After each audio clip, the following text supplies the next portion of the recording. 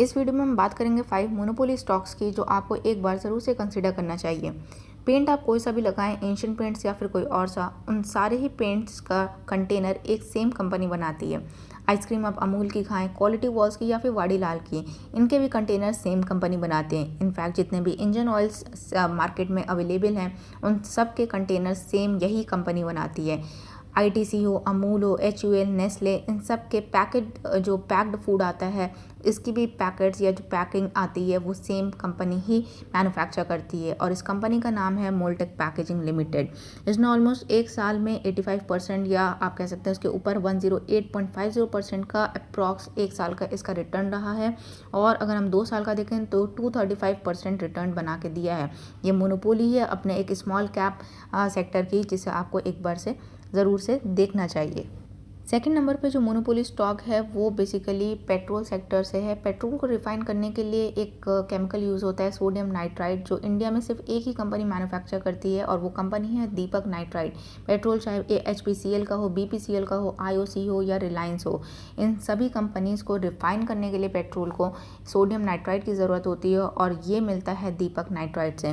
तो यहाँ पर इनकी मोनोपोली है और 5 ईयर रिटर्न देखें तो 1006.39% का है, जो एक लॉन्ग टर्म के लिए काफ़ी एक स्ट्रॉन्ग स्टॉक माना जा सकता है या शेयर रख सकते हैं आप अपने पोर्टफोलियो में, जो एक अच्छे रिटर्न्स बना के दे सकता है।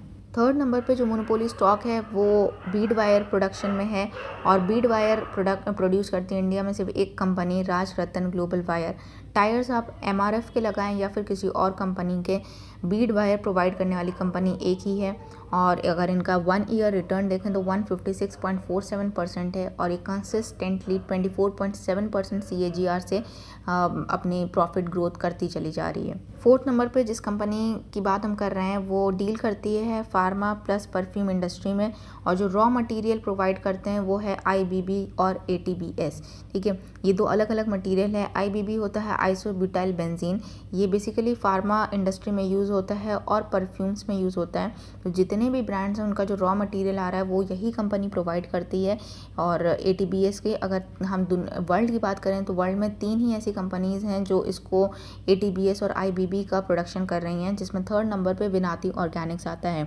अगर हम इनका 5 ईयर रिटर्न देखें तो 321.72% रहा है और ये प्रोड्यूस करते हैं पॉलीमर्स भी, और पॉलीमर्स का काफ़ी ज़्यादा यूज़ आ चुका है। इनफैक्ट इनका ग्लोबल फुटप्रिंट भी है, ये 35 कंट्रीज़ में और भी सर्विसेज प्रोवाइड कर रहे हैं। लास्ट मोनोपोली स्टॉक की बात करें तो ये है आरती इंडस्ट्रीज़। ये भी स्पेशलिटी केमिकल्स और फार्माक्यूटिकल्स में डील करते हैं। इनका जो प्रोडक्शन है वो है पॉलीमर्स में, additives, agrochemicals, pigments, dyes, resin, ये सब में ये डील करते हैं। और जितने भी आपने सुपर कार्स देखी होंगी उनका रेड कलर जो होता है वो यही प्रोड्यूस करते हैं। इनफैक्ट ये मैन्युफैक्चर कर रहे हैं, पेंट्स में डील कर रहे हैं, मेडिसिन में, शैम्पू, एरोप्लेन्स के कुछ पार्ट्स हैं उसमें भी डील कर रहे हैं, जहाँ पे इनकी मोनोपोली क्रिएट होती है और ये भी ग्लोबल फुटप्रिंट रखते हैं। अगर इनका 5 ईयर रिटर्न्स देखें तो 271.55% रहा है। तो यहाँ पे दो ऐसे लास्ट के केमिकल सेक्टर से हमें स्टॉक्स मिलते हैं। केमिकल सेक्टर में इसलिए भी हमें इन्वेस्टेड रहना चाहिए क्योंकि यहाँ पे जो सर्टिफिकेट गवर्नमेंट से मिलता है ये आसानी से नहीं मिलता है।